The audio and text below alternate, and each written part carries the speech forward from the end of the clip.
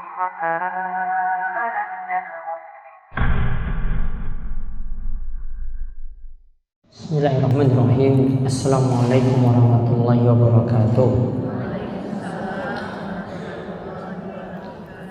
Alhamdulillahilladzi arsala rasulahu bil huda wa dinil haqq liyudhhirahu 'alad dini kullih wa kafa billahi shahida wa asyhadu an la ilaha illallah wahdahu la syarika lah iqraran bihi wa tauhidan wa asyhadu anna Muhammadan abduhu wa rasuluh. Allahumma shalli ala nabiyyina Muhammad wa ala alihi wa man tabi'ahum bi ihsan ila yaumiddin. Allahumma anfa'na bima 'allamtana wa 'allimna ma yanfa'una wa zidna ilma. Allahumma inna na'udzubika min zawali ni'matik wa tahawuli 'afiyatik wa fujaati niqmatik wa jami'i sakhatik. Alhamdulillah, para jemaah, ibu-ibu sekalian ya, mugi-mugi senantiasa dirahmati dan diberkahi oleh Allah Subhanahu wa taala. Kita bersyukur di kesempatan waktu duha kali ini di pagi hari yang dimuliakan oleh Allah Subhanahu wa taala. Mudah-mudahan pagi ini adalah pagi yang penuh berkah bagi kita sekalian. Kita mendapatkan limpahan rahmat, limpahan berkah, limpahan ilmu, dan juga mudah-mudahan senantiasa diberi taufik dalam amalan soleh, dan mudah-mudahan kita senantiasa istiqomah di atasnya.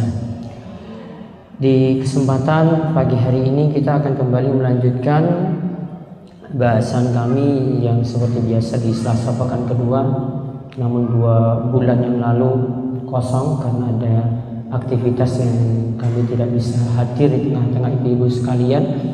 Kali ini kita akan melanjutkan kembali kajian fikih wanita dari pembahasan guru kami Syekh Shalih Al Fauzan, yang dimana pada kesempatan kali ini kita masih membahas tentang berhias bagi wanita atau perhiasan bagi wanita, dimana ibu-ibu semua pahami bahwasanya di dalam hukum Islam, di dalam agama kita, segala hal itu sudah diatur. Dalam masalah ibadah, Allah Subhanahu wa taala telah mengatur secara detail. Kemudian dalam masalah muamalah, bagaimanakah jual beli, bagaimanakah bentuk bisnis yang dibolehkan, bisnis yang terlarang, itu semua juga sudah dijelaskan.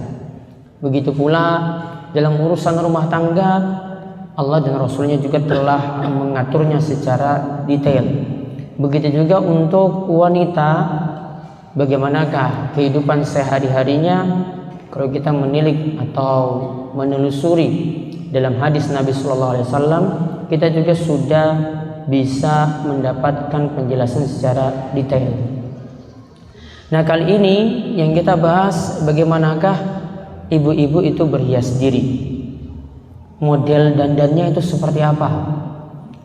Cara berpakaiannya bagaimana? Model rambutnya seperti apa? Apa yang dibolehkan, apa yang tidak dibolehkan? Namun di sini saya awali terlebih dahulu dengan pemahaman. Nanti kalau ada yang ingin ditanyakan, nanti silakan ditanyakan secara rinci. Ada yang kurang jelas. Namun yang jelas di sini yang kami aturkan pada ibu-ibu sekalian, ini tidak lepas dari apa yang telah disebutkan dalam Al-Quran dan hadis. Artinya monggo nanti bisa diterima, atau ada yang mungkin butuh waktu atau proses untuk menerimanya, silakan untuk direnungkan. Karena di sini saya menyampaikan nanti apa adanya. Mohon maaf nanti kalau ada yang mungkin kurang pas. Namun saya menyampaikan apa adanya, seperti ini, tidak saya milah-milah nanti, oh yang ini pas untuk ibu-ibu, yang ini nggak usah sajalah. Saya terpaksa menyampaikan seperti ini biar tahu sejak awal. Saya sudah sampaikan, alhamdulillah mau diterima bagian yang ini mau dipelajari dulu, monggo silahkan. Namun ini saya sampaikan apa adanya yang disebutkan dalam Al-Quran, yang disebutkan dalam hadis Nabi kita Muhammad Sallallahu Alaihi Wasallam. Coba lihat apa yang dipraktekkan oleh para sahabat radhiyallahu anhum. Mereka ketika melihat Nabi SAW menasihati sesuatu, mereka terima. Ada kadang yang menerimanya nggak bisa utuh. Hudzaifah misalnya, dia katakan kepada Rasul SAW, "Wahai Rasul, saya itu kalau di tempat pengajian seperti ini kok tenang sekali. Namun ketika saya pulang ke rumah, yang sebelumnya saya berada di taman-taman surga, rasanya sudah berada di surga seperti itu. Namun ketika pulang di rumah kok kembali lagi seperti dulu." Kemudian datang lagi Abu Bakar mendengar apa yang dikatakan oleh Hudzaifah tadi. Hudzaifah katakan, "Saya ini sudah jadi munafik. Saya ini sudah jadi munafik." Kenapa sampai Hudzaifah mengatakan munafik? Uang di depan Nabi dia itu seperti orang soleh tulen.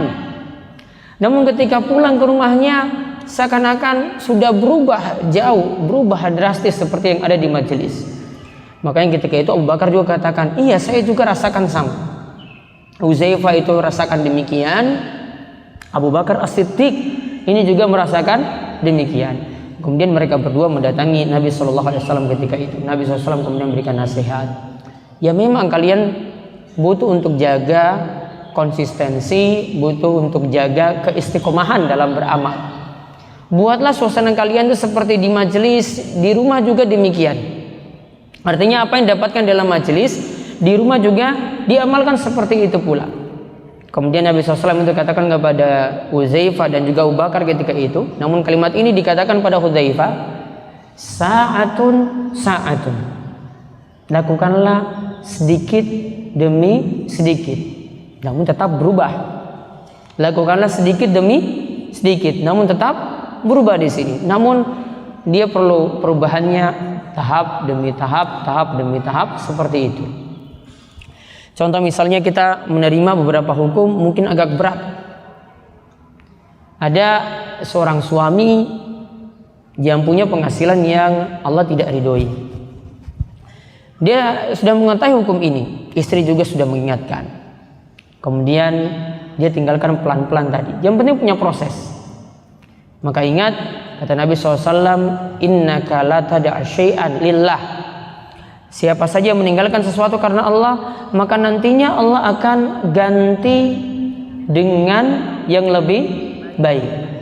Dia tinggalkan yang haram tadi, ya lama-lama dia akan tinggalkan.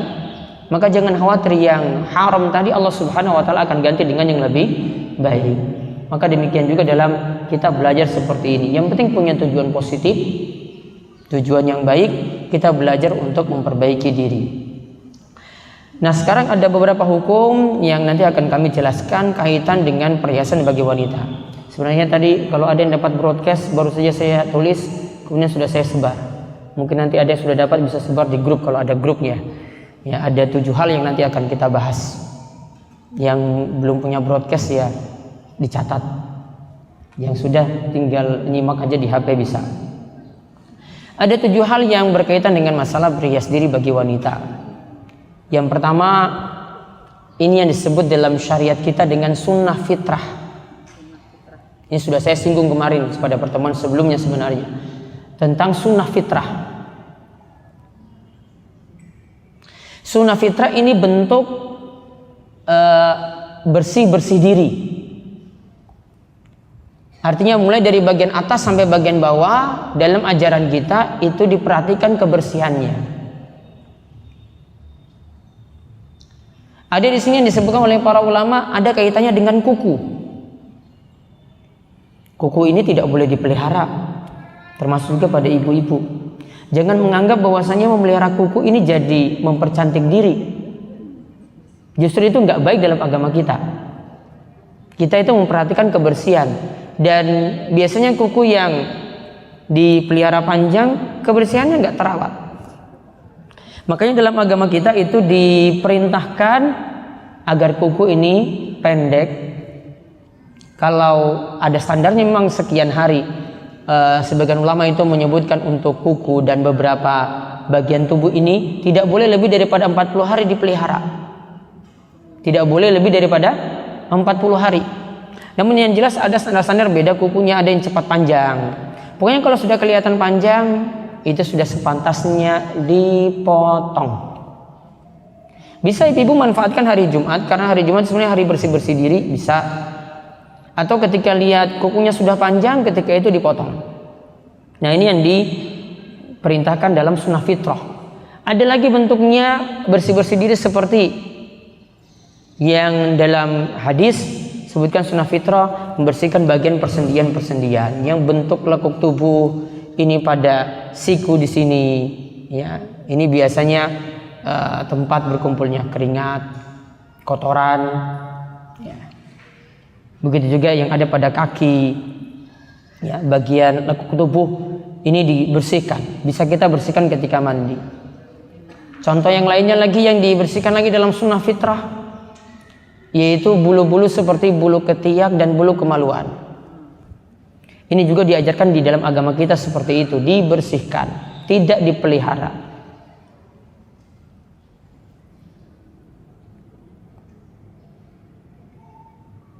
Bahkan sini kata para ulama, wal ahsan ayakuna dzalika kulla usbu. Baiknya setiap minggu itu diperhatikan. Ya tadi kalau mau gampang perhatikan ya hari Jumat. Hari Jumat laki-laki itu biasanya bersihkan seperti ini sebelum berangkat sholat Jumat. Ibu-ibu juga bisa memperhatikan seperti itu. Kemudian yang kedua, ini kaitannya dengan rambut. Nah, ini pembahasannya panjang ini karena ada beberapa poin yang dijelaskan oleh para ulama tentang rambut. Yang jelas rambut bagi wanita itu adalah aurat. Ini sepakat. Ya, sepakat para ulama, rambut pada wanita itu adalah aurat. Kapan itu boleh ditampakkan pada sesama wanita, kapan boleh ditampakkan bagi laki-laki. Nah, ini ada aturan-aturannya. Pernah saya singgung pada pertemuan sebelumnya. Khusus untuk rambut. Kalau dengan laki-laki asing yang kita biasa sebut dengan bukan muhrim, namun penyebutan yang tepat bukan mahram, auratnya adalah seluruh tubuh kecuali wajah dan telapak tangan. Maka selain itu semuanya ditutup. Namun untuk laki-laki yang masih punya hubungan mahram dengan bapaknya, dengan saudara laki-lakinya, dengan pamannya, dengan keponakannya. Kalau dengan sepupu bukan mahram. Kalau dengan ipar ini mahram, namun mahramnya mahram muakkad. Apa mahram muakkad? Mahram sementara. Kalau dengan ipar, ini ibu-ibu punya ipar laki-laki. Selama ibu ini dengan suami, misalnya ini kakaknya, maka laki-laki ini nggak bisa nikahin. Namun ketika suami meninggal dunia, laki-laki ini adiknya misalnya nikahi ibu lagi boleh. Namun selama masih ada hubungan suami istri tidak boleh. Ya, dinikahi bareng-bareng tidak boleh. Itu namanya mahram muakkad sementara. Nah, ini aturannya beda. Yang saya bahas ini mahram muabbad, dengan bapak, dengan anaknya, dengan saudara laki-lakinya, ya, dengan keponakannya. Nah, kalau seperti ini kata para ulama ada beda pendapat di sini, namun yang pendapat yang paling kuat auratnya adalah seperti antara laki-laki dengan laki-laki, yaitu antara pusar hingga lutut. Artinya jika butuh orang tua ketika itu datang, kemudian lihat misalnya ibu-ibu mohon maaf menyusui misalnya, itu masih dibolehkan untuk kita melihat dari pendapat ini. Kemudian untuk sama wanita hampir sama tadi seperti ibu dengan yang punya hubungan mahram, artinya antara pusar juga hingga lutut. Namun kalau dengan wanita kafir, ini yang para ulama beda pendapat, baiknya auratnya tetap dijaga, ya, ditakutkan nanti akan terjadi fitnah atau bisa disebarkan kehormatan ibu-ibu pada zaman seperti ini juga lebih mudah lagi, maka baiknya tetap dijaga aurat tersebut. Nah, ini untuk aurat sudah jelas. Maka kalau kita bicara rambut kepala, ini sudah semestinya ditutup. Wajib ibu-ibu itu menggunakan jilbab. Nah, namun ada aturan-aturan mengenai rambut yang kadang ibu-ibu belum memahami hal ini. Mana yang boleh, mana yang tidak boleh. Nah, di sini saya rinci beberapa hukum mengenai rambut bagi ibu-ibu. Yang pertama, dilarang rambut kepala itu dicukur habis. Botak nggak boleh. Walaupun ngikut tren, walaupun rambutnya juga ditutup, tetap tidak boleh, kecuali darurat. Ya, kecuali darurat. Ada operasi yang membutuhkan seperti itu, maka seperti ini boleh dibolehkan. Namun kalau tidak boleh sama sekali. Beberapa hadis menyebutkan seperti dalam kitab Sunan, nah Rasulullah SAW antah'alukal mar'ah ra'saha. Rasulullah SAW itu melarang wanita menggundul habis rambut kepalanya. Untuk laki-laki saja yang dibolehkan ini cuma beberapa keadaan saja untuk botak kepala. Yang berpahala ketika gundul kepala bagi laki-laki kapan? Ya, ketika tahallul, saat haji atau umrah. Ya, Nabi SAW doakan kalau yang gundul habis, botak habis, itu didoakan 3 kali. Namun kalau yang cuma 1 senti saja, dia cukur rata, cuma pendekkan rambutnya, itu cuma didoakan 1 kali. Makanya saya sering katakan pada bapak yang umroh, sekali-kali itu dicukur habis. Ya, sekali-kali cukur habis karena sudah keluarkan biaya besar, sampai sana rambutnya tetap seperti itu saja. Ya, biar ini jadi syiar juga. Oh, orang ini melaksanakan ibadah yang mulia. Pulang ke tanah air, orang-orang juga ingin seperti itu pula. Keadaan yang lainnya, yang para ulama di sini beda pendapat. Yang jelas yang tidak dibolehkan kalau ini tidak ada sebab apa-apa. Contoh misalnya cuma sekedar karena klub bolanya kesebelasannya itu menang final, wah nih sudah kita cukur aja. Atau lagi panas-panasnya pilkada seperti sekarang, wah jagonya juga menang, sudah gundul kepala juga. Seperti ini tidak ada dari ulama yang membolehkan. Ya, ini bentuk-bentuk nazar sebenarnya. Mereka katakan ini sebagai nazar. Namun kalau masukkan dalam nazar juga tidak. Karena nazar itu kita niatkan sesuatu untuk melakukan ibadah. Kalau ini tidak, ibadah nggak ada di sini. Nyukur kepala itu bukan ibadah. Kalau nazar yang bentuk ibadah gimana? Wah, anak saya nanti lulus ujian, nanti saya sholat malam lah malam ini. Atau saya puasa 3 hari. Ini namanya nazar kan? Nazar. Namun yang ini pun para ulama katakan untuk mengucapkannya makruh. Kenapa makruh? Coba anak saya lulus ujian, saya mau sedekah 1 juta. Berarti kalau nggak lulus ujian, sedekah nggak? Tadi puasa sunnah 3 hari, puasa sunnah 3 hari nggak? Makanya Nabi SAW katakan yang namanya nazar cuma keluar dari orang-orang yang bakhil, orang-orang yang pelit. Maka lakukan ketika butuh saja. Asalnya di sini kalau mengucapkan makruh, namun kalau sudah keluar dari ucapan, ibu-ibu tetap memenuhi nazar tadi, wajib. Kalau sudah diucapkan, wajib dipenuhi. Saran saya bukan jadikan syarat. Kalau kita jadikan syarat, ini seakan-akan memaksa Allah. Ya Allah, kalau engkau kabulkan ini, saya mau puasa. Kalau enggak kabulkan, enggak lah. Kan seperti itu aslinya. Maka bagusnya bukan syarat di depan, namun bentuk syukur di belakang. Itu lebih bagus. Artinya kalau lulus, sudahlah saya rajin-rajin sedekah. Gitu. Beda. Kalau tadi dia pakai syarat di depan. Kalau yang ini saya katakan bentuk syukur di belakang, setelah dulu. Gak usah pakai syarat. Pokoknya anaknya itu lulus, banyak doakan untuk keberhasilannya, untuk kesuksesannya. Seperti itu. Nah, tadi untuk masalah cukur seperti tadi yang saya sebutkan. Nah, kemudian yang kedua mengenai aturan rambut lagi, boleh nggak rambut ibu-ibu itu dipendekkan, dipotong segini atau segini? Yang jelas kata para ulama, dan ini dikatakan oleh para ulama juga sebelumnya, Aisyah juga mengatakan seperti itu, namun dari sisi riwayat hadisnya lemah. Aisyah itu mengatakan cantiknya ibu-ibu atau wanita itu dengan rambutnya yang panjang. Kalau laki-laki dengan apa? Dengan jenggotnya yang tumbuh.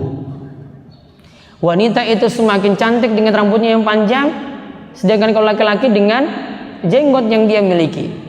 Maka rambut wanita itu kalau standarnya untuk laki-laki dari jenggotnya. Laki-laki jenggotnya makin lebat itu makin ganteng, makin cakep, kata Aisyah. Jadi jangan geli ketika lihat suami itu berjenggot. Dia itu menjalankan apa yang diajarkan oleh Nabi SAW. Ibu-ibu saja mungkin yang belum terbiasa, sekarang jadikan biasa. Ya, jangan protes pada suaminya kalau suami ingin seperti itu. Nah, intinya di sini makin panjang rambut wanita, ya, itu makin bagus. Namun kalau mau dipendekkan dengan catatan repot ngurusnya. Rambut panjang dengan rambut pendek lebih repot mana ngurusnya? Rambut panjang ya. Nah, makanya kata para ulama kalau repot ngurusnya boleh dipendekkan. Namun dengan catatan lagi, potongnya nggak kayak potong laki-laki. Potongnya nggak model laki-laki. Apalagi modelnya sampai seperti anak-anak pang. Ngerti anak-anak pang? Ini botak, sini botak, tengahnya saja yang ada rambut. Itu apa namanya? Mohawk. Ya. Ini kalau dalam istilah Nabi SAW, beliau istilahkan dengan qadhaf. Ini tidak boleh dilakukan pada anak-anak, tidak boleh pada laki-laki, apalagi ibu-ibu. Karena sebagian anak-anak ketika dicukur juga seperti ini. Paling ibu pernah lihat, ini kerjaan bapaknya ini kurang kerjaan sebenarnya. Pingin anaknya tuh model rambutnya seperti tadi. Saya kadang tegur ini, kalau anak-anak seperti itu, apa-apaan kamu rambut seperti ini? Ini rambut qadhaf, nggak boleh. Qadhaf itu di sini gundul habis, sini habis, cuma tengahnya saya ada yang rambutnya. Pernah lihat model rambut anak seperti itu ya? Ya, sering malahan. Kalau jadi tukang cukur jangan penuhi permintaan itu. Kalau tukang cukur disuruh, Pak saya pengen rambut seperti artis ini, bentuk rambutnya mohawk tadi, nggak boleh, nggak berkah penuhi permintaan semacam itu. Ya, laki-laki dewasa juga ada yang seperti tadi, cuma karena ikut-ikut model yang ada di barat saja. Oh, pemain bola ini rambutnya seperti ini, yang ini rambutnya seperti ini. Sama juga ada yang cuma dia belah tengah di sini aja, dia belah di sini aja, cukur sini bagian sini botak, sini masih utuh, sini masih utuh. Sama juga itu namanya qadhaf. Itu nggak boleh. Ya, seperti itu nggak boleh. Namun yang jelas kalau untuk wanita boleh memendekkan rambut, bahkan istri-istri Nabi Shallallahu Alaihi Wasallam sepeninggal Nabi SAW meninggal dunia, setelah Nabi SAW meninggal dunia, mereka pendekkan rambutnya. Berarti ketika Nabi SAW hidup, mereka butuh berhias diri dengan memanjangkan rambut. Namun ketika Nabi SAW meninggal dunia, mereka potong rambutnya karena tidak ada Nabi lagi. Dan gak mungkin istri-istri Nabi SAW dinikahi oleh laki-laki lain, tidak boleh. Cuma untuk Nabi SAW saja. Maka ini menunjukkan boleh rambut panjang, boleh juga rambut pendek, dengan catatan tadi kalau punya kebutuhan dipendekkan, kemudian tidak mengikuti model laki-laki. Kemudian kaitannya lagi dengan rambut. Ini yang ada di sini. Alis. Ini apa namanya? Bulu mata. Alis dan bulu mata kaitannya dengan rambut tidak boleh dicukur. Alis dan bulu mata tidak boleh dicukur. Seringnya itu apa? Alis ya. Seringnya alis. Kenapa tidak boleh dicukur? Karena Nabi SAW sampai mendoakan laknat. Dan di dalam penyebutan Nabi SAW sebut dengan namisah wal mutanamisah.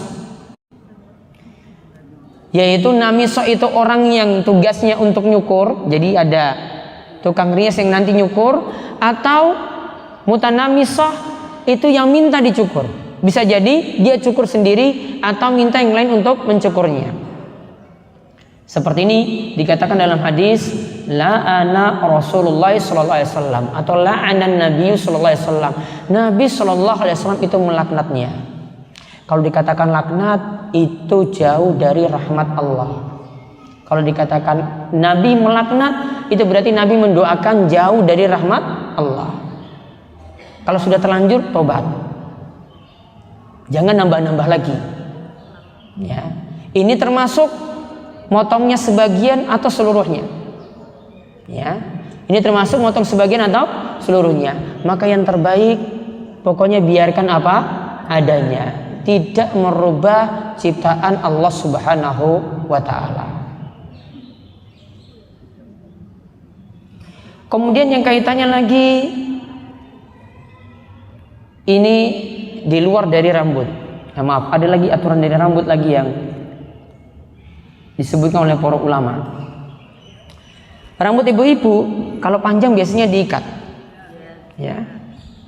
Salah satu aturan lagi disebutkan dalam hadis yang menjelaskan tentang dua golongan yang Nabi SAW lam arahuma. Nabi belum pernah lihat. Nabi belum pernah lihat, berarti belum pernah terjadi di masa Nabi SAW. Baru terjadi ya di masa ini. Salah satu golongannya Nabi SAW sebutkan yaitu kasiyatun ariyat. Ada wanita yang berpakaian tetapi telanjang. Ma'ilatun mumilat, dia berjalan lenggak-lenggok.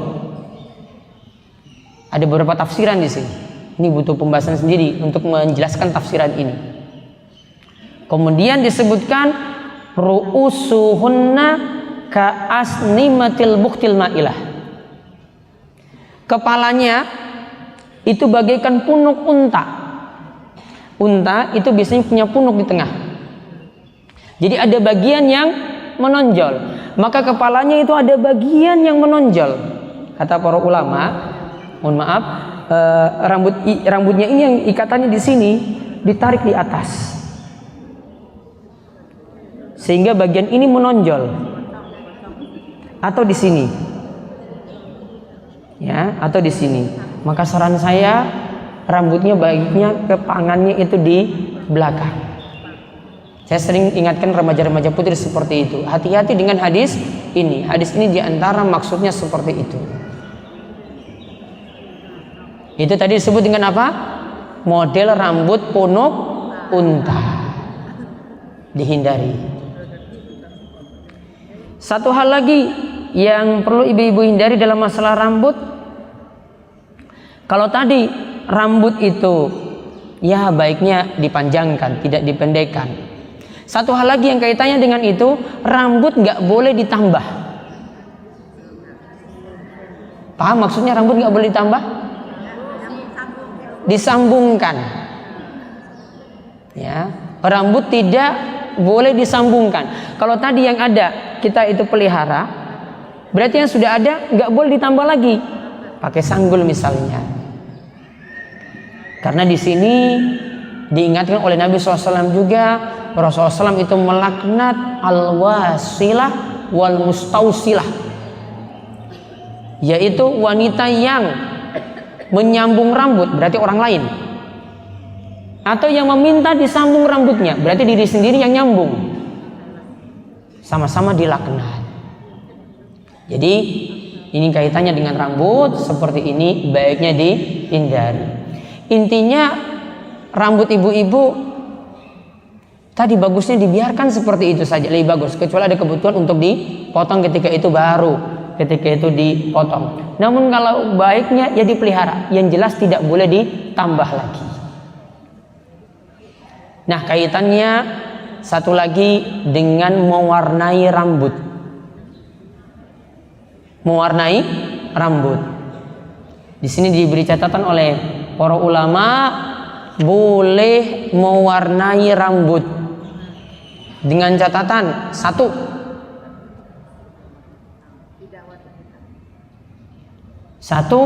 kalau sudah beruban. Catatan yang kedua, hindari warna hitam. Saya ulang, boleh mewarnai rambut. Catatan yang pertama, kalau sudah beruban. Kalau dalam bahasa Arab disebut syaiban. Meskipun umurnya baru 30 tahun sudah beruban boleh. Namun yang kedua, hindari sawad. Sawad itu warna hitam. Berarti warna apa yang boleh? Hah? Pirang. Yang jelas jangan warna-warna yang ngejreng. Ya. Ini tujuannya untuk hindari tadi kan ubannya kan. Ya warna yang pantas lah. Masa dengan warna pink, dengan warna ungu, ini sudah nggak menunjukkan umur juga. Sebenarnya dengan adanya rambut uban tadi, ini sudah punya keuntungan untuk ibu-ibu. Keuntungannya apa rambut beruban? Yang satu, ingatkan umur, wes sepuh. Jadi sadar umur. Yang kedua, kalau sudah ingat umur, sadar ibadah. Ibadahnya ditambah terus.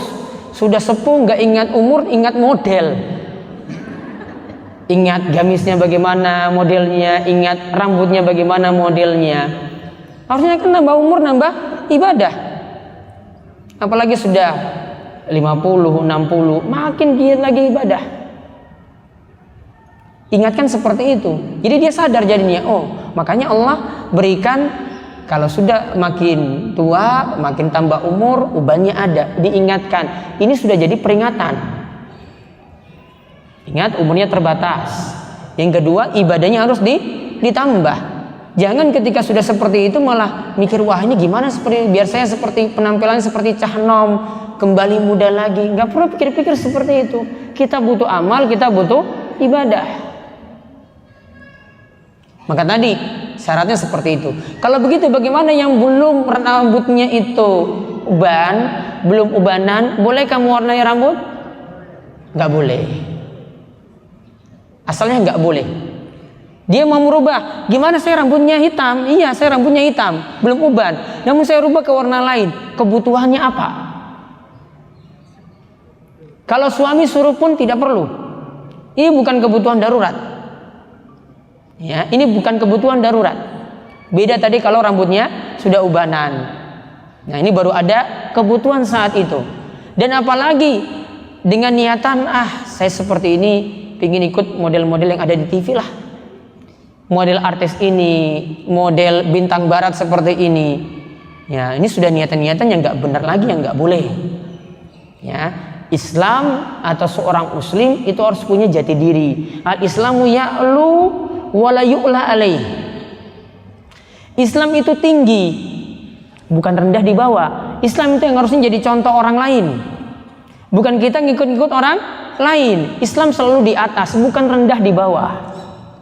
Jadi kalau kita malah ikut-ikut orang terus, model artis ini seperti ini, model orang barat seperti ini, itu tanda Islam itu rendah. Kalau kita punya aturan-aturan, syariat-syariat kita sudah cukup. Aturannya detail sekali loh, uban saja diatur dalam agama kita seperti tadi. Tanda bahwasanya belum ada satu ajaran pun yang mengatur detail seperti ini. Ya, maka manut saja dengan apa yang dituntunkan oleh Nabi SAW tadi, hindari warna hitam. Dan juga dilakukan ketika sudah beruban. Berarti kalau sudah terlanjur diwarnain bagaimana? Boleh nggak saya ganti ke warna hitam? Nggak perlu. Ya sudah, biarin. Nanti lama-lama nanti sendiri warnanya itu pudar. Ya, kembali ke warna hitam masalah lagi. Ya sudah, kalau sudah terlanjur dipirang atau diapain seperti itu, sudah biarin. Ada pakai sampo tertentu yang nanti membuat warnanya kembali seperti dulu, ya cukup itu yang dilakukan. Yang jelas tidak boleh lagi diwarnai kembali ke warna hitam. Kemudian ada kaitannya lagi dengan gigi. Ya tadi yang dengan rambut kedua. Kaitannya dengan gigi. Intinya gigi itu asalnya kalau di Arab dulu, ini anggapan orang Arab ya. Saya yakin bukan termasuk di sini. Mereka anggap bahwasanya mempercantik diri itu dengan jalan mereka sebut dengan taflijul asnan. Giginya dibuat jarang-jarang. Bukan rapat-rapat seperti kita kan, namun dibuat jarang-jarang. Tujuannya katanya makin jarang giginya makin cantik. Ya orang sana bilang kayak gitu. Mungkin belum jadi tren di sini. Mungkin kalau ada yang jadi pelopor dulu, nanti yang lainnya ikut-ikutan juga. Kan kita biasanya ikut-ikutan. Oh, ini kayak gini, artis ini kayak gini kayaknya ya. Ini kayaknya bagus. Akhirnya ikut-ikut juga. Gak tahu alasannya seperti apa.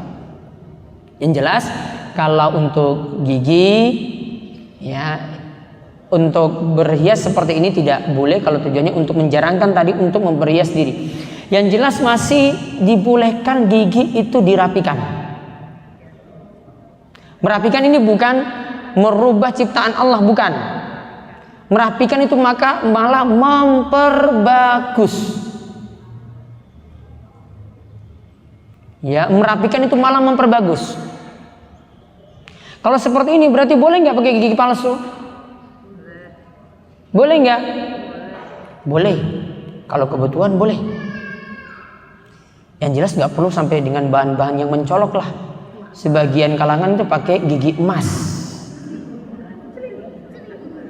Dibuka sedikit, seling, emas ya, sombong sekali gigi saja pakai emas. Belum lihat perabotannya. Yang jelas nggak perlu seperti itu. Sesuai kebutuhan saja. Kebutuhannya apa? Yaitu untuk bisa mengunyah makanan mudah, ya sudah sesuai dengan kebutuhan seperti itu. Boleh pakai gigi palsu semacam tadi. Nah, itu yang ketiga kaitannya dengan gigi. Sekarang yang keempat, ini kaitannya dengan kulit. Ibu mau merawat bagaimanapun juga boleh, namun dengan catatan di sini tidak boleh kulit itu ditato. Ditato nggak boleh. Bahkan Nabi SAW ini ingatkan pada perempuan sebenarnya yang seperti ini. Nabi itu katakan, la'anal washimah wal mustaushimah. Nabi SAW itu melaknat wanita yang mentato dan yang meminta ditato. Ya, nggak perlu juga ikut model-model artis seperti itu atau tokoh-tokoh yang ada seperti itu, tidak perlu. Ya, karena ini sudah dilaknat oleh Nabi Shallallahu Alaihi Wasallam, yang mentato, yang ditato. Kemudian yang keberapa lagi? Yang kelima, ini kaitannya dengan boleh nggak ibu-ibu itu mewarnai seperti dengan menggunakan henna. Bisa jadi pada kulit, tangan dihias, atau pada kaki. Hal ini dibolehkan bagi wanita yang memiliki suami dan berhiasnya untuk suami. Bahkan Nabi SAW itu pernah tegur seorang wanita. Pernah Nabi SAW minta sesuatu, kemudian wanita ini beri dari balik hijab. Kemudian keluar tangannya ketika itu, tangannya nggak punya hiasan seperti tadi. Kemudian Nabi SAW katakan, tanya pada wanita, kamu ini laki-laki apa perempuan? Saya wanita ya Rasulullah. Kok nggak punya warna seperti ini henna tadi? Ya. Intinya seperti ini biasanya wanita-wanita di masa silam dahulu mereka pakai ketika di rumah. Pasti ketika ini masih ada bekas ketika keluar. Dan kebiasaan juga para sahabat wanita dahulu mereka berhias seperti ini khusus untuk suaminya di rumah. Ada cerita sebelum tidur karena suaminya itu pulang, mereka memakai henna seperti ini. Entah juga kuku bisa, ya kuku juga bisa. Namun para ulama beri catatan kalau pakai jangan sampai membentuk lapisan baru, yang dimana syarat wudhu kata ulama Syafi'iyah tidak boleh ada lapisan yang menghalangi air itu masuk. Kalau ada lapisan yang menghalangi air masuk, berarti bentuknya seperti cat misalnya. Akhirnya nutup lapisan ini, air kan sulit masuk, maka baiknya tidak. Berarti pilih yang kalau pakai henna, ya mungkin ada pori-pori yang bisa masuk barangkali. Ya, saya belum memahami hal ini secara detail. Yang jelas para ulama katakan semacam itu. Nah, mereka malam hari wanita-wanita ini, istri sahabat Nabi SAW, malam hari sebelum tidur itu pakai henna. Kemudian pagi hari mau sholat subuh, mereka bersihkan hennanya tadi, kemudian mereka melaksanakan sholat subuh. Setelah sholat subuh pakai henna lagi untuk suaminya. pakai lagi. Tujuannya karena di rumah, suaminya masih di rumah. Ya, setelah itu mau sholat lagi, mau sholat zuhur, mereka bersihkan lagi seperti itu. Kalau mau dibilang ini kok repot sekali cuma untuk suami, iya, repotnya memang seperti itu. Dan ibu-ibu berhias untuk suami itu lebih berpahala besar daripada untuk orang lain. Pahalanya lebih berlipat-lipat, ya, daripada mikir untuk orang lain. Ya. Jadi kalau di rumah, ya, mikir-mikir bagaimana bisa mempercantik diri untuk suami. Jadi pas maskeran itu bukan di hadapan suami. Maskerannya bukan pas ada suami. Kalau pas ada suami ya takut. Waduh, ini kayak gini kok jelek sekali jadinya, tertutup semua. Suami nggak ada maskeran, ketika suami pulang sudah tampil cantik. Nah seperti itu tujuannya, karena tujuannya untuk mempercantik diri. Nah ini kaitannya dengan menggunakan henna tadi, masih dibolehkan. Ya, intinya masih dibolehkan karena ada contoh-contoh dari sahabat wanita dahulu yang memakai hal ini. Apalagi biasanya pengantin-pengantin baru itu sering memakai itu. Kemudian ini yang terakhir, berhias bolehkah menggunakan emas dan perak untuk wanita? Jawabannya boleh. Boleh ibu-ibu berhias dengan emas dan perak. Bahkan untuk wanita dibolehkan atas kesepakatan para ulama. Kalau laki-laki tidak boleh menggunakan emas. Termasuk juga tukar cincin ketika mau nikah atau tunangan tidak boleh menggunakan emas. Laki-lakinya tidak boleh. Namun di sini para ulama itu berikan catatan, baiknya kalau itu perhiasan, ya perhiasannya tidak ditampakkan di luar. Ya, perhiasannya tidak ditampakkan di luar. Contohnya saja para ulama itu katakan di dalam ayat Al-Quran disebutkan perhiasan yang ada di kaki, suaranya itu baiknya tidak kedengaran. Suaranya tok. Ini belum perhiasannya.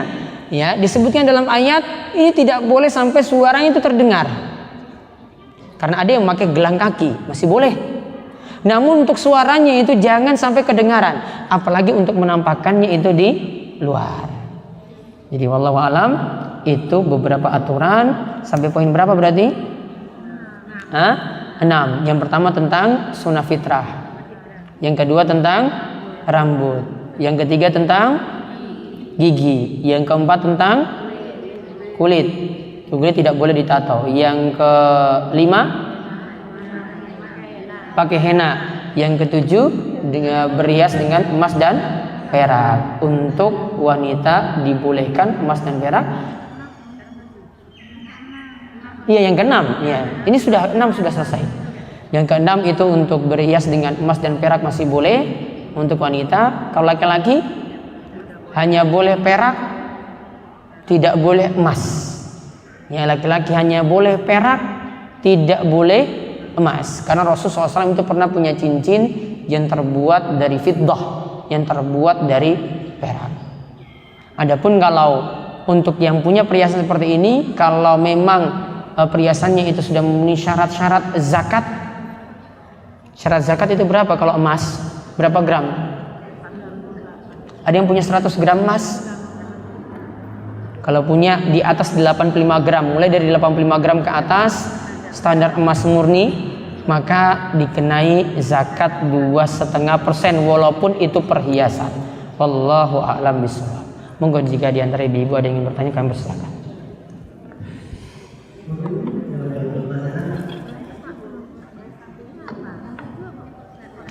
Yang ketujuh kayaknya sudah digabung tadi.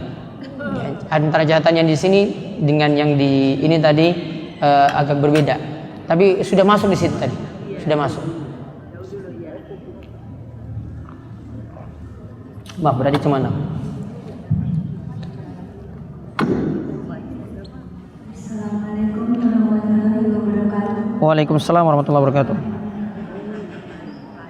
Ustaz, saya menanyakan hal gigi. Kalau gigi itu dipejam, itu kan yang jarang-jarang, terus itu kan dicabut, itu gimana? Terus kalau yang gigi sudah berubah terus ditambah, terus kalau yang menghilangkan benda-benda semuanya boleh. Apalagi tujuannya mendesak, misalnya ditambal karena sakit gigi. Kalau dibiarkan begitu saja ya tetap sakit terus.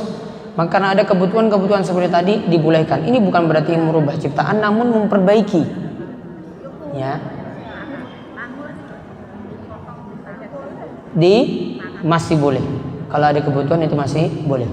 Tadi yang sebenarnya tadi saya sebut sampai 7 karena yang mewarnai rambut saya masukin dalam urusan rambut. Harusnya itu masuk ke nomor 7. Ya, waalaikumsalam warahmatullahi wabarakatuh. Saya mau tanya berkaitan dengan alis. Alis itu ketika kita rapikan, kan rapikan ada 2 cara. Mungkin dengan pisau atau dengan ini apa? Dicabut-cabut. Itu bagaimana? Tetap tidak boleh, Bu. Tetap tidak boleh. Tetap tidak boleh.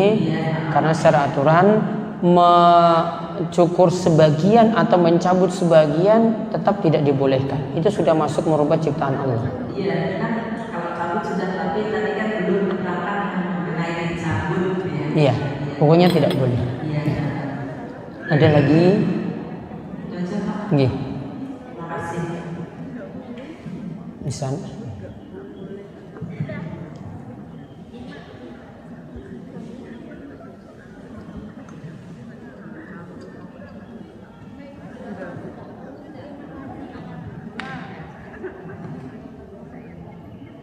Assalamualaikum warahmatullahi wabarakatuh.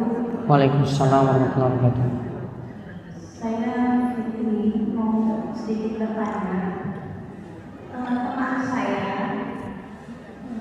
kalau untuk sehari-hari keluar dia memakai kerudung dan jilbab yang sangat syar'i sekali.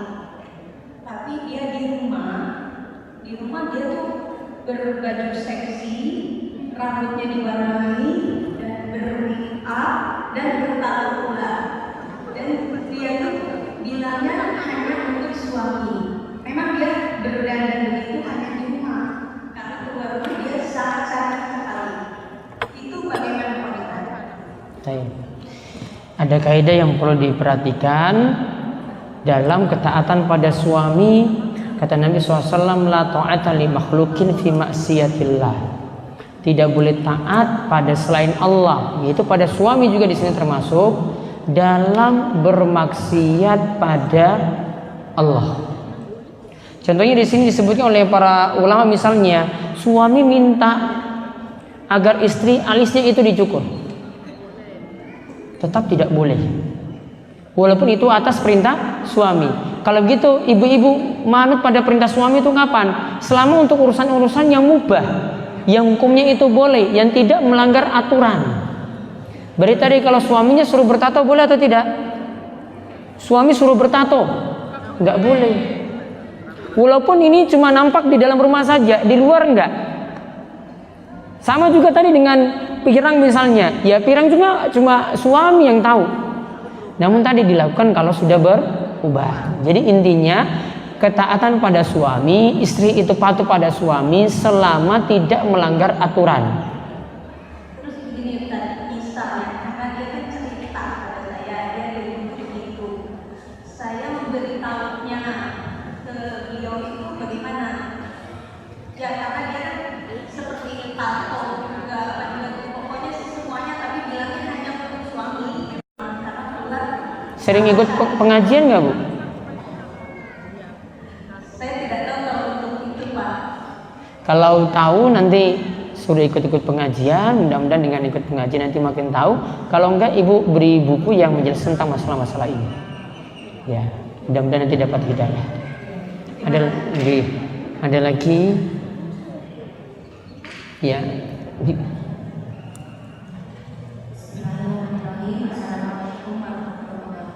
Waalaikumsalam.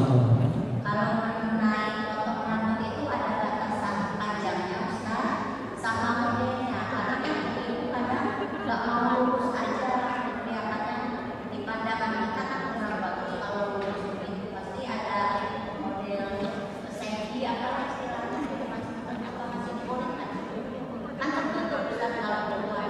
Iya, tertutup, paham, Bu. Namun yang jelas model laki-laki dihindari, yang kedua tidak terlalu pendek. Atasannya di bawah sebab Ya baiknya masih di bawah bahu itu lebih bagus. yang model itu kan separuh pendek, separuh panjang. Ya masih boleh lah Bu. Apalagi cuma untuk berias diri untuk suami di rumah. Boleh. Sama seperti boleh nggak rambut ibu-ibu itu di rebonding misalnya. Boleh. Selama itu untuk suami di rumah.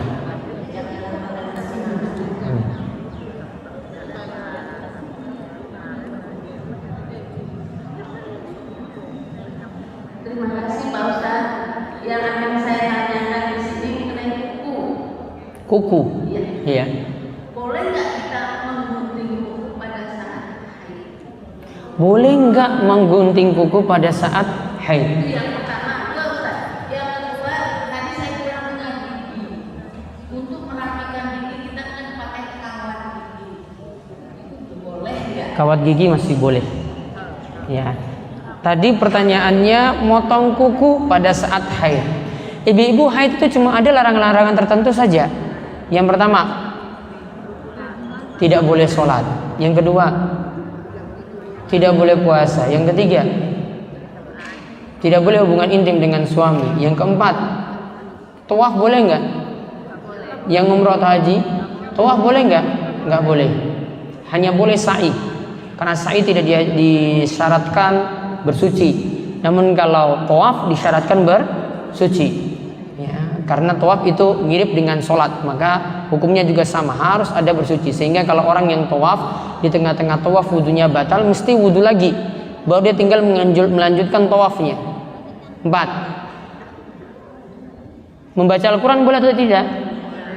Boleh nggak bagi wanita? Boleh, dengan catatan tidak boleh disentuh langsung mushafnya. Solusinya bagaimana untuk ibu-ibu? Pakai sarung tangan. Yang kedua, bisa pakai Al-Quran terjemah. Saya pernah jelaskan dulu. Ya, pakai Al-Quran terjemah. Hindari mushaf yang Arab saja, namun pakai Al-Quran terjemah. Yang kedua, bisa baca namun dengan sarung tangan. Nah tadi adapun tentang larangan-larangan selain itu tidak ada. Termasuk untuk larangan gunting kuku ketika haid. Ini harus butuh dalil lagi. Ini kok sampai dilarang? Tidak benar kalau itu sampai dilarang dalam syariat kita. Mungkin mitos-mitos masyarakat saja yang anggap itu nggak boleh. Namun tetap masih boleh dalam syariat kita. Ada lagi? Masih boleh. Potong rambut ketika haid boleh juga, keramas ketika haid juga boleh. Keramas bukan niatan untuk mandi haidnya kan? Mandi haidnya ini ketika suci. Iya. Waalaikumsalam warahmatullahi wabarakatuh. Ingin saya tanya di sini tentang aurat wanita itu kan seperti ketika kita sholat ya. Iya. Yang seperti kita sholat itu bagaimana dengan yang bercadar? Kalau yang bercadar selama dia di tempat yang itu tidak terlihat oleh siapa-siapa, maka dia membuka cadarnya ketika sholat. Namun ketika dia di tempat yang terbuka, maka saat sholat dia boleh menutup wajahnya.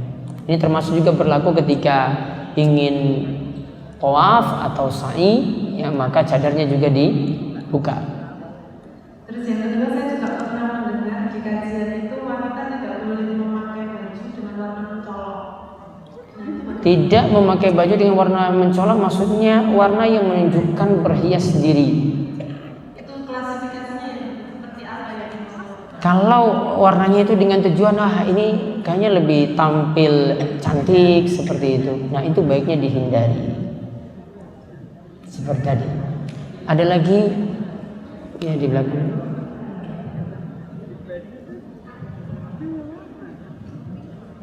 Pak Ustaz, mungkin bisa dijelaskan untuk di sini hanya disebutkan menggunakan emas dan perak diperbolehkan asal jika bentuknya biasa tidak ditampakkan. Ini maksudnya ditampakkan ini apakah terlihat atau bukan ditampakkan berlebihan dan batasannya seperti apa? Bisa yang dimaksudkan tidak berlebih-lebihan ketika memakainya.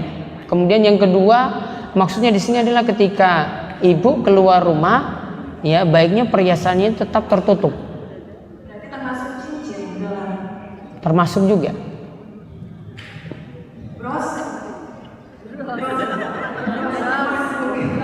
Ya, kalau brosnya berupa emas, baiknya juga tutup. Ada lagi di belakang lan maju macam.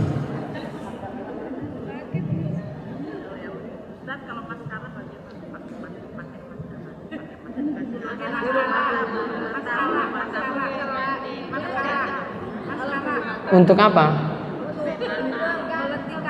Melentingkan bulu mata. Jadi untuk melentingkan bulu mata. Kan ada tuh yang itu seperti ikat gitu ya. Gini-ginikan gitu loh, Ustaz. Boleh. Macam-macam aja nih modelnya. Ya, satu lagi terakhir.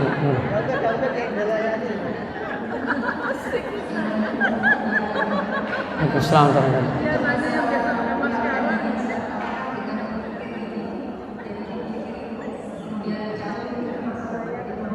Masih dibolehkan. Yang tadi saya cuma sebutkan kebiasaan orang Arab itu menjarangkan gigi. Jadi giginya dibuat jarang-jarang. Nah, itu yang nggak boleh. Namun kalau kita tujuannya untuk merapikan gigi, memperbagus gigi, masih boleh.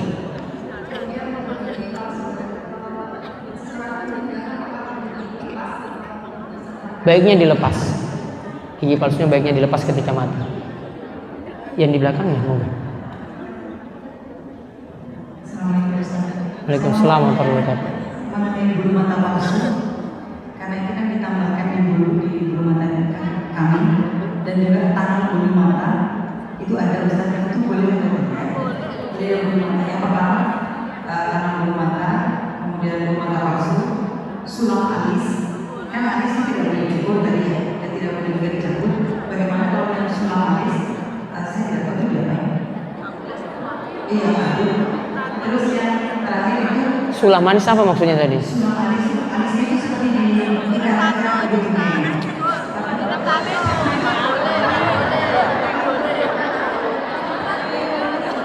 Kalau yang tadi bulu matanya nambah lagi, nanti masuk dalam hukum tadi, sama seperti nambah rambut. Ya, terus tadi yang sulam manis, gak usah lah bikin model yang aneh-aneh. Sudah apa adanya saja sudah original itu lebih bagus. Oh, baik. Penyambung dengan tanam alis itu dengan tanam benang di wajah bagaimana ya Ustaz? Tanam benang di, biar kulitnya kelihatan apa? Itu supaya kencang itu benangnya ditanam. Ustaz, kalau tanam wajah itu kan benangnya seperti benang operasi, jadi dia diserap oleh tubuh, jadi tidak ada benang ini. Itu hukumnya gimana? Kalau tanam bulu mata kan bulu matanya tidak diserap oleh tubuh, tapi kalau tanam benang itu dia diserap oleh tubuh seperti benang operasi. Ya, hasilnya itu yang sebelumnya pipinya seperti ini jadinya seperti apa? Enggak sama, hanya lebih kencang aja Ustaz. Tujuannya lebih kenceng itu apa? Nah, sudahlah, alami itu lebih bagus pokoknya. Jadi yang pembahasan kita ini kembali ke original.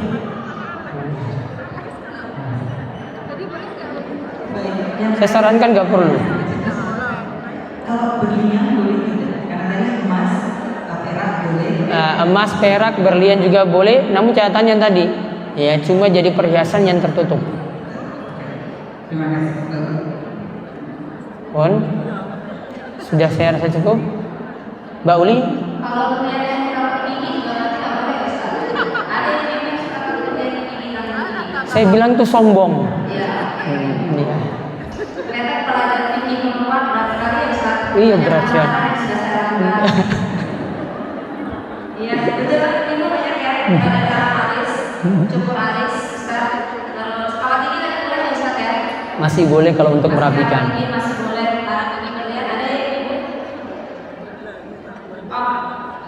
Oh ya Ustaz, ini kan alis ya, saya punya alis. Kalau pakai pensil alis, Alisnya sudah ada. ya. Terus pakai pensil lagi untuk apa? Oh, tegasnya. Sekarang kurang tegas berarti. Gak usah lah nambah-nambah, sudah cukup seperti itu aja. Lalu Ustaz,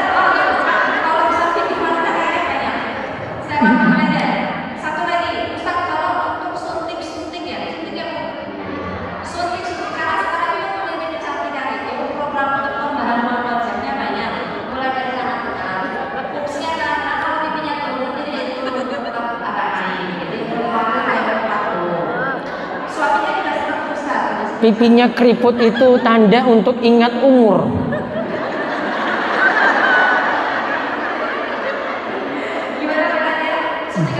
Sama dengan uban tadi. Iya.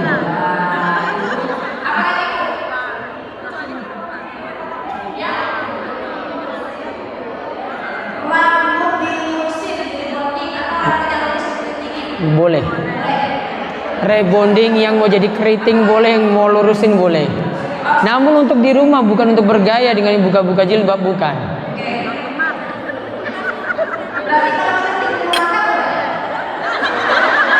Ini kelihatan dibandingkan dengan rambut. Kalau rambut tertutup, kalau belum mata, terlihat kan?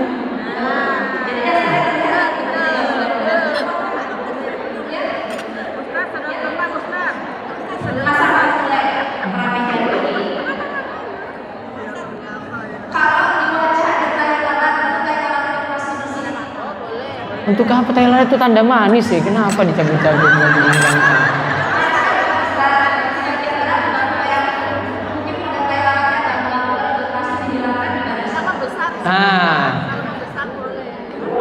Kalau mungkin kelihatan besar seperti itu, nah mungkin ini keadaan darurat. Nah, ini keadaan darurat.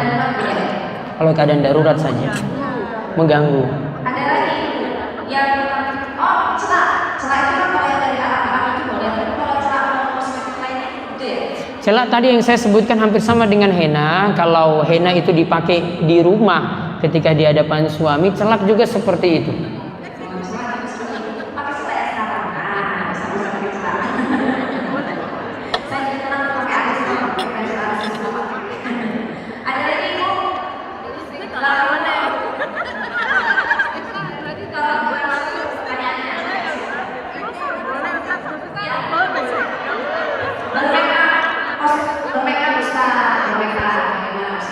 Makeupnya pakai apa? Ibu itu alami, saya sudah ayu-ayu, cantik-cantik loh. Kenapa tambah-tambah lagi dengan menor, dengan ini? Alami saja sudah.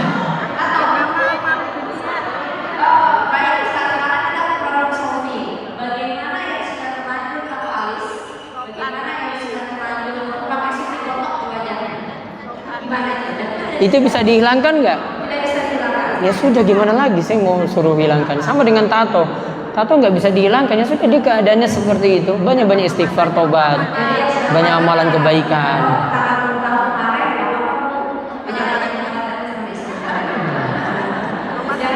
Jangan diulang lagi, jangan nambah lagi ya.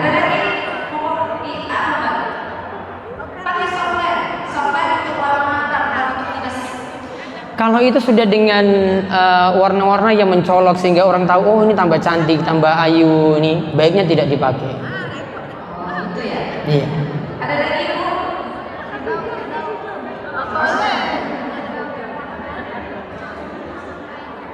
Ustaz, kalau sudah mulai tato, sholatnya sah?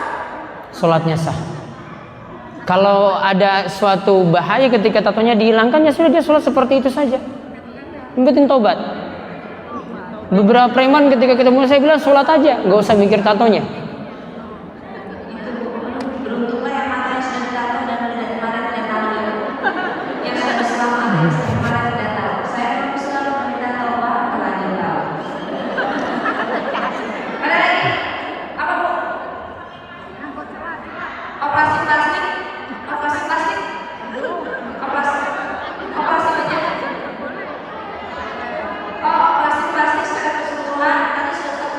Tidak boleh kecuali darurat. Kalau cuma operasi untuk mempercantik diri tidak boleh.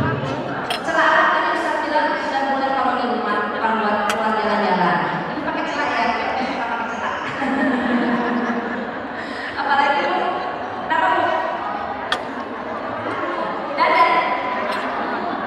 Pakai parfum. Parfumnya jangan Ustaz. Parfumnya nggak keluar parfumnya.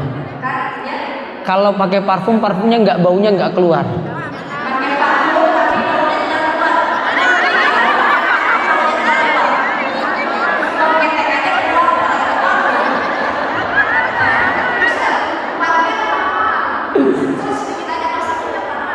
Nah itu yang masalah tadi. Tadi yang saya bilang tafsiran ma'ilatun mumilat tadi. Yang sebelum saya sebut tentang punuk unta, satu kalimat yang saya lewatkan. Ma'ilatun mumilat itu diantara maksudnya perempuan jalan membuat orang-orang itu pandangan langsung condong. Itu diantaranya karena pakai minyak wangi. Makanya saya katakan tadi minyak wanginya nggak sampai keluar baunya. Mic-nya nggak sampai keluar, parfumnya wanginya nggak sampai keluar. Iya berat makanya.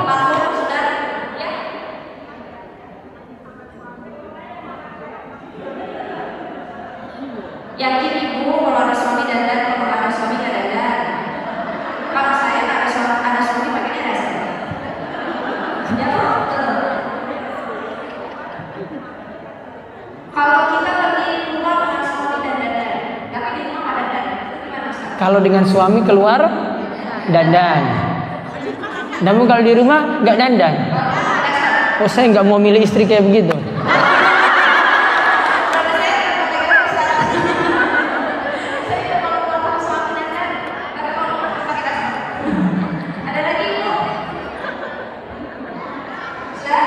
Sampun.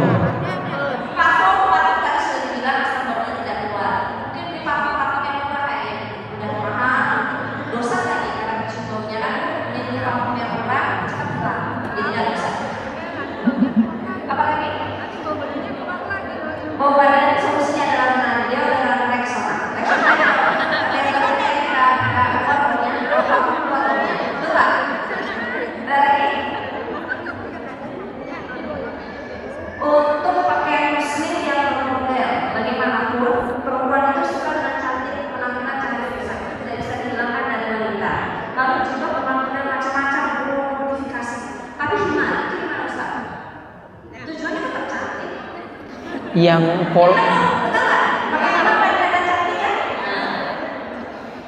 pakaiannya seperti Mbak Uli sudah bagus sekali. Oh, karena Iya, seperti itu. Polos tuh lebih bagus. jadi nggak apa-apa ya, gimana macam-macam juga. Saya sarankan polos itu lebih bagus. Kalau lebih bagus, kebanyakan kalau saya kerja jadi banyak ya Bu. Setiap harinya Masya Allah. Ada lagi Bu? Iya? Apa Bu? Iya. Kita langsung ke pertanyaan yang depan.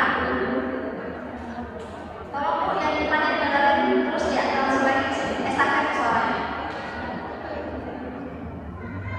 Gimana?